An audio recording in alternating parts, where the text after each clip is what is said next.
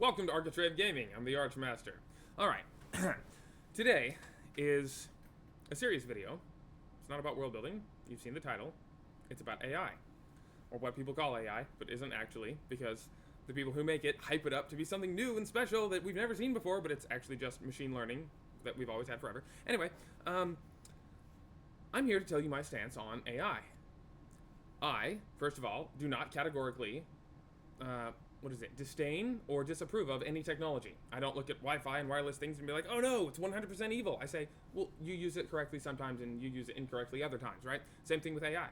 I'm not an AI hater. I don't hate it and, oh, it's terrible and the worst thing in the world. I don't. I like it. But there are caveats to everything. There are ways that you like it and ways that you like to use it and ways that you don't and never would and disapprove of. So here's my stance on it, which I don't think is going to be particularly controversial.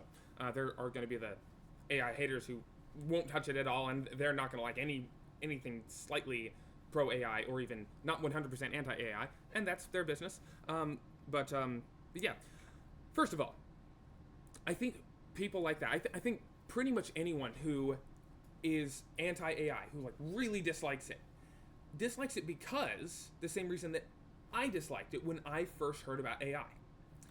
You know, you first start hearing it, and you say, oh, it uses too much power, it, consumes water, and it steals people's work. And me being an artist myself, my wife being an actual, artist, she has an art degree in actual, physical mixed media arts. It's like, well, stealing other people's work is bad, right? So the thing that I was told was AI, having XYZ traits, is a bad thing because XYZ traits are all bad. But then, as I started actually learning what AI is and what it does and how it works, I started realizing that those scary things that we're told AI does, it doesn't actually do. That we hate an illusion. And if that illusion were real, we would all be very right to condemn AI. It's bad for the planet and for users and for people, all that. But those things aren't actually true. When you do the research, when you understand what's going on, you say, oh, I was hating an illusion. What AI actually is much less powerful than people think, and it's actually okay. It's actually okay to use correctly, like anything. So, and I don't blame anyone who doesn't like AI, right? I didn't like AI, and I certainly wouldn't like it if someone came in and said, oh, you're an idiot for disliking AI, right? We learn, we grow, right? One reason why so many people are confused about it, or rather that they think that AI is bad, is because AI is changing so fast. Things are changing all the time. The methods and the procedures and what it can make and what it can do, it's constantly changing. So it's no wonder people don't have a fully formed opinion yet. It's because the technology itself isn't fully formed. And so it's so much safer and easier to just say, this looks problematic, I'm going to disapprove of it, right? That's what I did at first. It's like, I don't really understand this. It looks pretty bad. I don't like it, right? Totally logical, totally fine. I think as time goes on, and we learn what AI is and what it does and whatnot, we'll become more comfortable with it, or rather certain types of it or certain uses of it, and we'll say, this is actually entirely fine. I like this. This is a good use of AI. That's a bad one, right? It all has to do with how you use it. Like any tool, like guns and pencils and spoons, it's not the thing that the pencils don't misspell words and the spoons don't make you fat and the guns don't kill. It's how you use it. It's the user behind it, right? So we'll find certain uses of it that we like and certain uses that we don't. Anyway, just as a quick thing, the whole, water consumption thing, I thought, oh yeah, it consumes water, that's bad, until I remembered the law of conservation of mass and realized that mass can't be created or destroyed. Matter can't be created or destroyed. I was like, oh, it doesn't consume water, it just evaporates it in the air, and then it turns into steam and condenses again. What's the problem there, right? Same thing with, using all this extra power, it's very easy to understand. It's very easy to think that AI uses too much power, right? You look at a whole AI data center and it uses a bajillion kilowatts of power. And you're like, oh, look, that's too much. But per AI, per GPU, per unit, it's the exact same as your computer or your PlayStation or anything. It uses the exact same amount of power. It's not actually a power hog. It's like per unit, it's just as efficient as anything else. It's just a technology. If you don't like how much energy AI is using, all the PS4s in the world use the same, right? Or comparatively the same. Anyway, and then lastly, a really important one, the whole stealing artist's work, it learns the exact same way that humans learn. If, my wife, she learned, she looked at a whole bunch of other people's art And she, like, just like a way a baby learns, you look at everything in the world and you build a mental model of what a cow is and what a cat is and what everything looks like.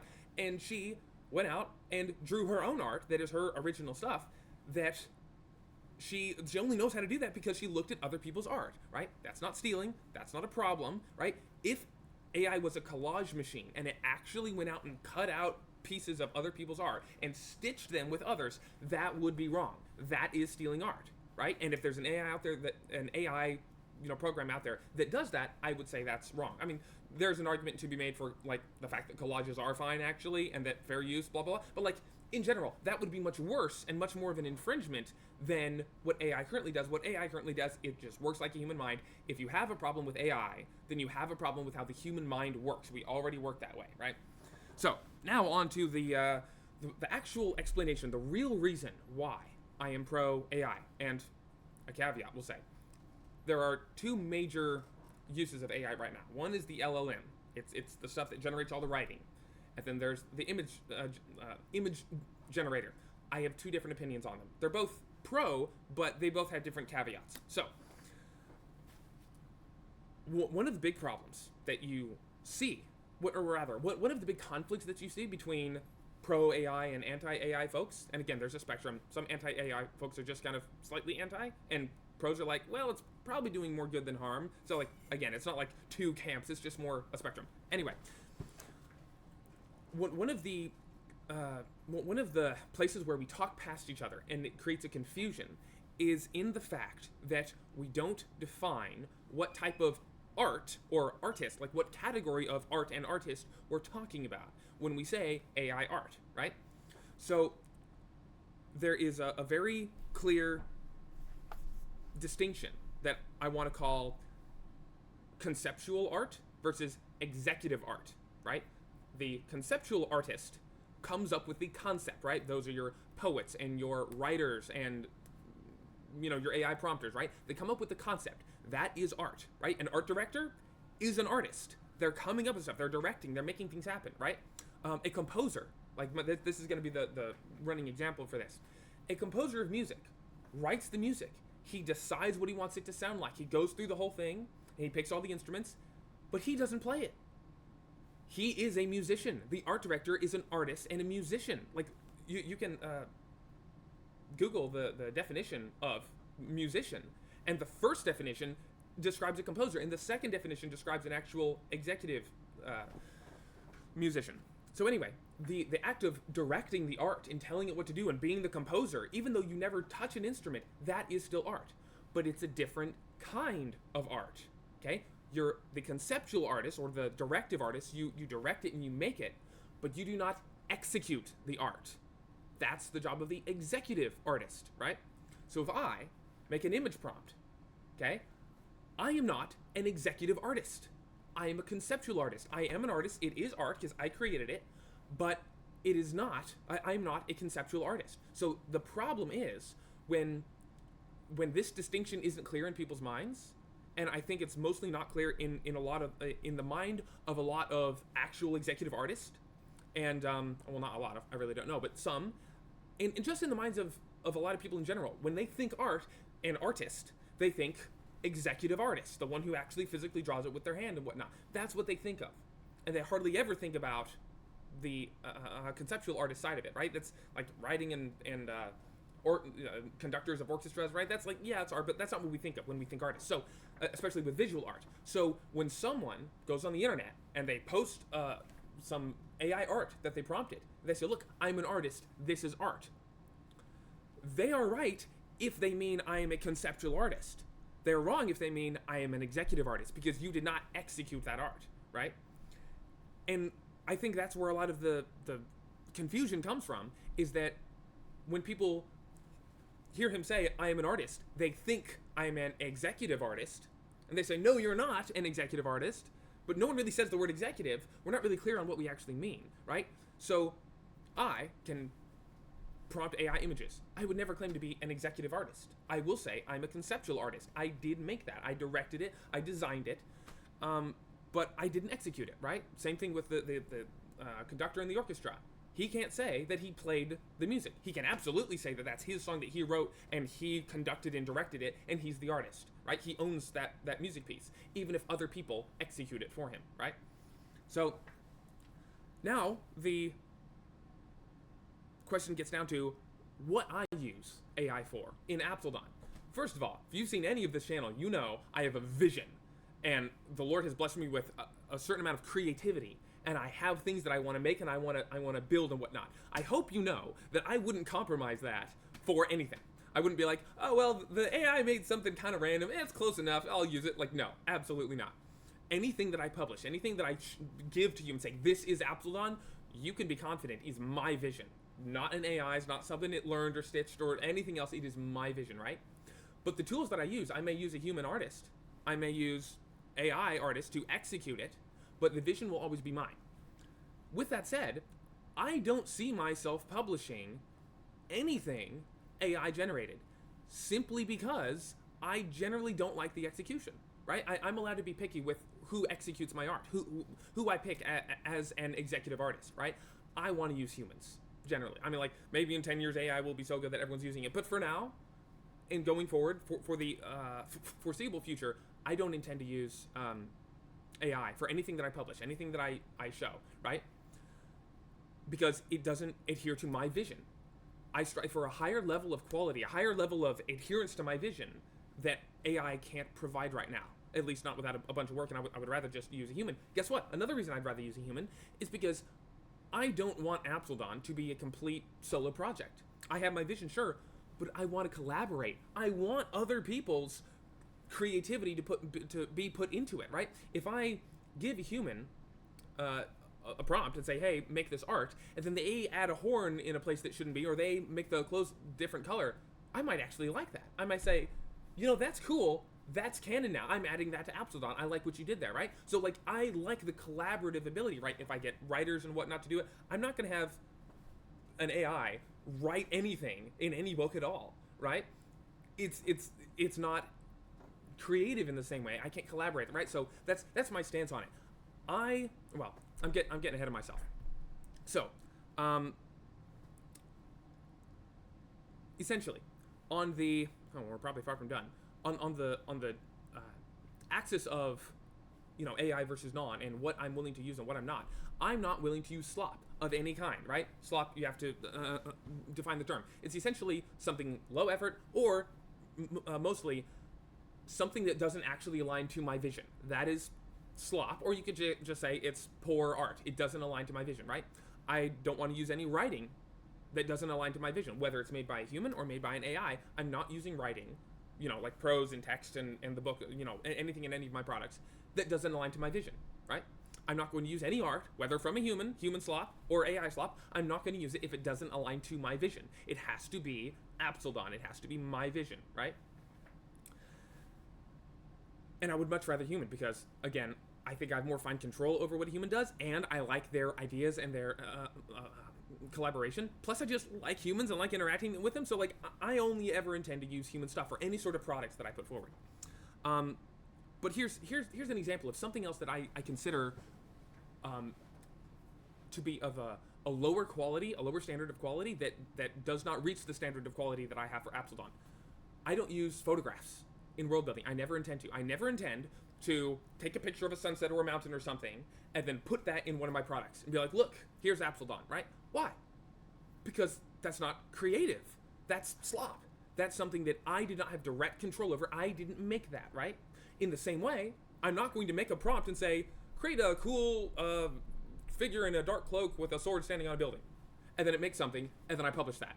That's slop. That's low effort. Same way I wouldn't tell a human artist, make a human or a dark figure on a building, and he gets it, and I just publish it. No. That's not my vision, right? It's wrong. It's slop. I don't want to use it because it doesn't fit my vision, right? I don't care where it came from. So that's where, when it comes to AI, if I use any sort of AI, if I ever do publish something that was generated by AI, you can be confident it fits my vision, because that's where refinement comes in. If I say, make a dark figure, and then just make something, I'm like, yeah, it doesn't fit, but publish it anyway, that's slop, that's low effort, I'm not doing that. But if I spend 10 hours, the time doesn't actually matter. But if I go in and I say, no, he should be this race, or he should be thinner, or make him older, or, long hair, clean shaven, moon in the top left corner, it should be an Abseldon moon, it should look like this. If I spend the time to actually refine it to every little bit the way I want it, the same way a composer, when he writes his music and he gives it to the orchestra, and they play it back and he doesn't like it. It's like, nah, that's not what I want. He'll go in and he'll refine it. He'll say, no trombones, drums, you should be more quiet, blah, blah, blah. He'll move it and change it and refine it until he gets his vision, what he wants. If I do that with AI, if I even feel like doing that, and I refine it to the point where it's actually my vision in my art, I might publish something like that. I don't see myself doing that now, but like conceptually, that's fine, as long as it's my vision, as long as I actually get what I want, right? Whether it's like, I'll have the same level of the same standard of quality for a human. I'm not going to get some human art and be like, yeah, it's good because it's human. I'll say, no, refine that, long hair, make him clean shaven, make him older, on moon in the top left. It doesn't matter if it's from AI or human. It has to fit my vision. I will keep going at it until it fits my vision, or I'm not going to use it, right? So that's how I see it. That's what you want. That's what the fans want. That's what the people in 10 and 20 years will want, is Abseldon. They will want my vision. They will want the product, right?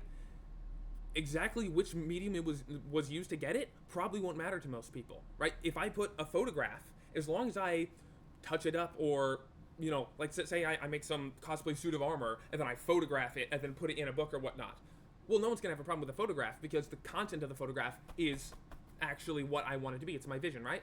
But if I take a photograph of the sunset that God made, I didn't make that, right? That doesn't fit the vision. It's not mine, right? So it's not about photographs are bad. It's about what are you photographing.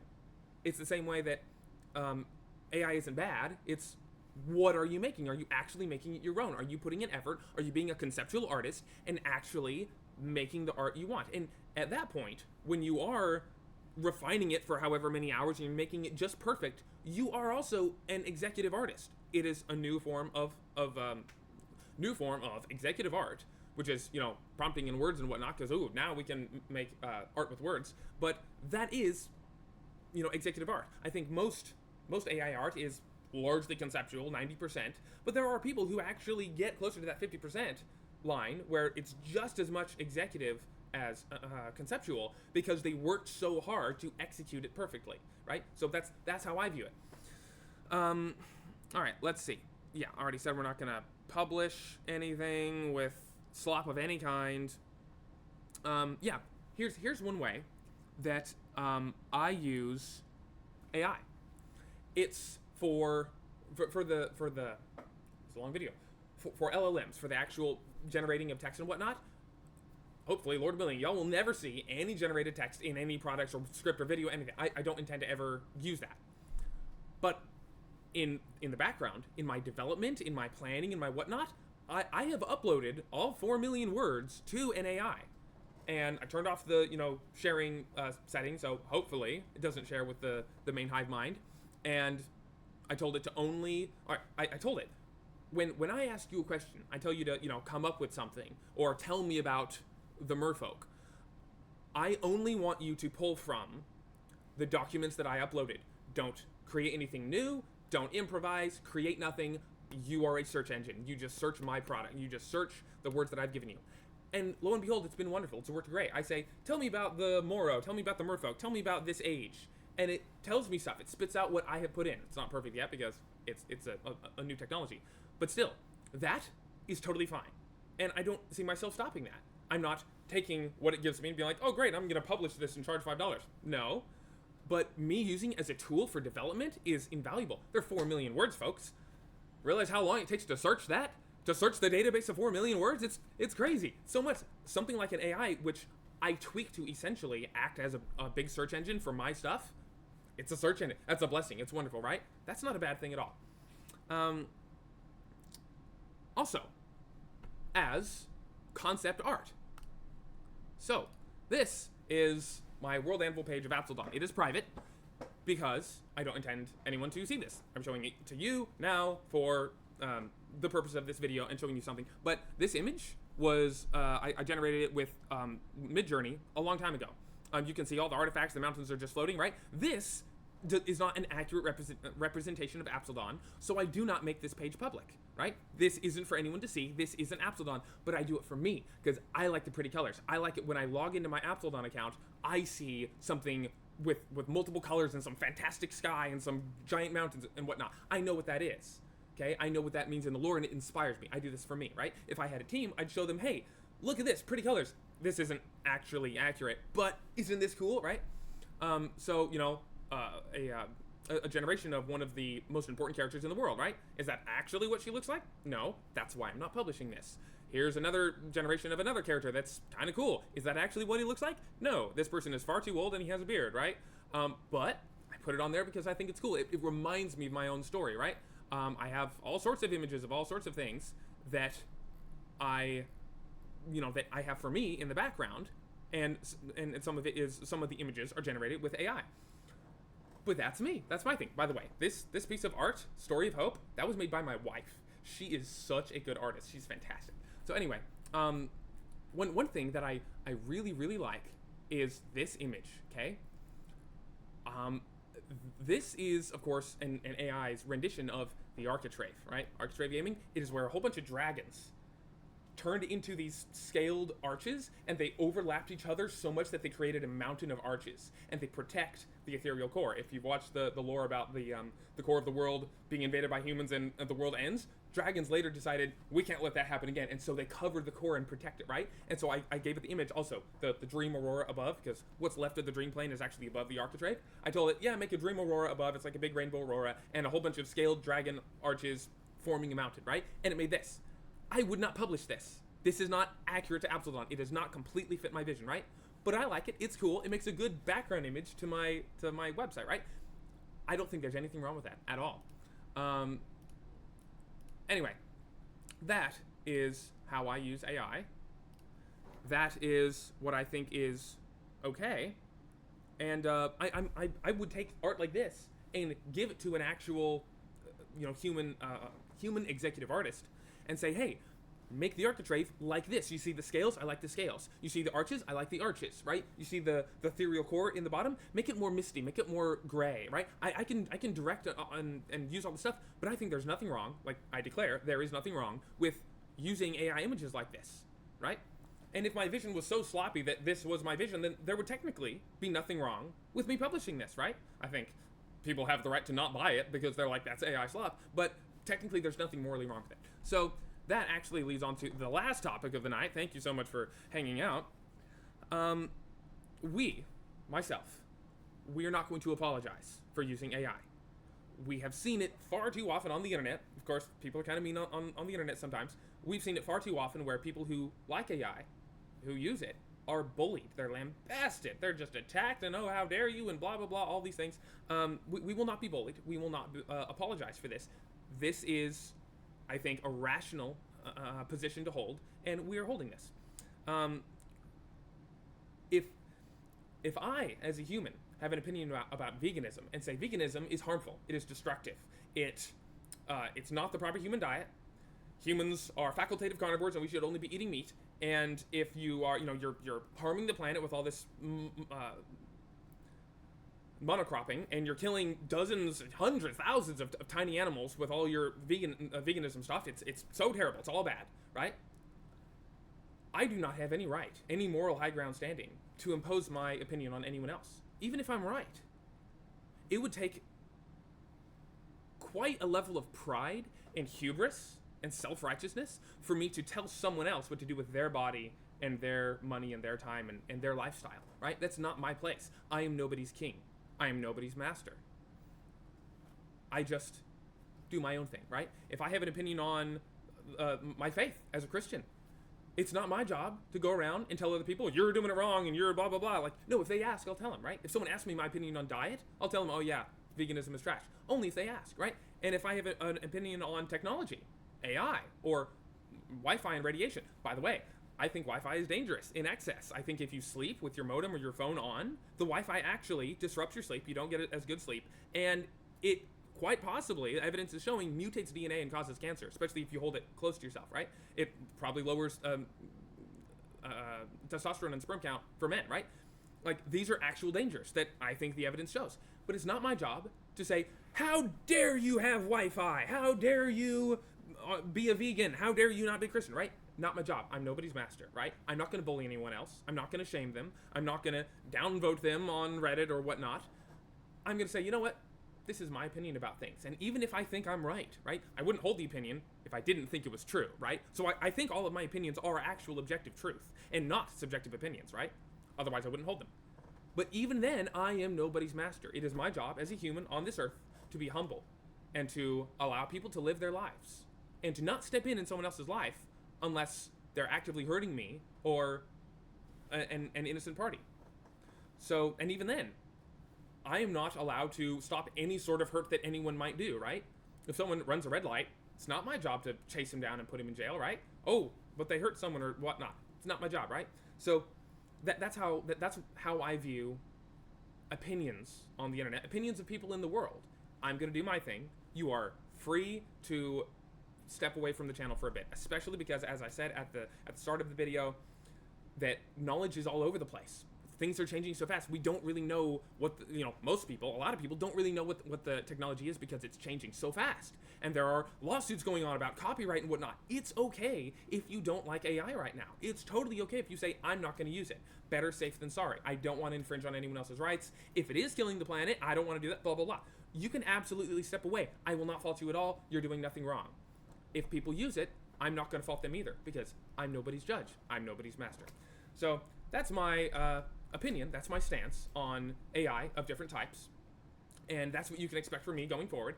Every word I say on video, I can't stick to a script to save my life. Every word on video is mine.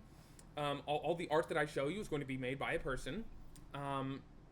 Unless I specifically tell you, by the way, this is AI concept art, X reason. Like anything where I say, this is Abseldon, this is accurate, you know it's going to be accurate to Abseldon, and most likely, at least for the next several years, made by a real person, and probably forever made by a real person, because I prefer person-made art. I like talking to people and actually like, oh, do it like this and do it like that. I enjoy that so much more than prompting on a screen, right? So, yeah, that's what you can expect from me. That's what you can expect from Architrave Gaming, from Abseldon. It is my creativity. Well, the Lord is generous. It's His creativity. It's His gift to me.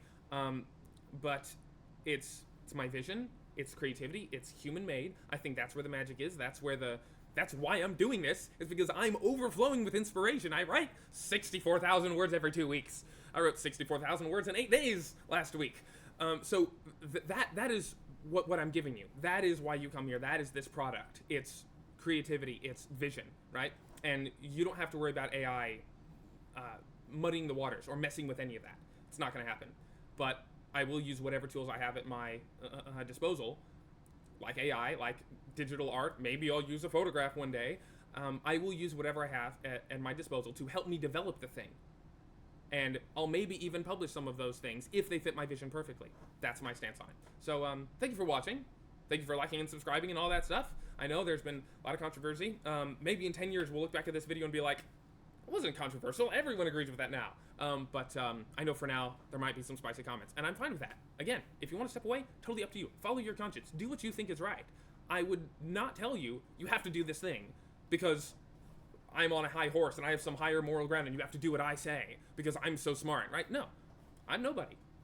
I'm a fool. I'm a random guy. So you do what you think is right, and I'll try not to judge anyone or put them down for not doing what I think is right.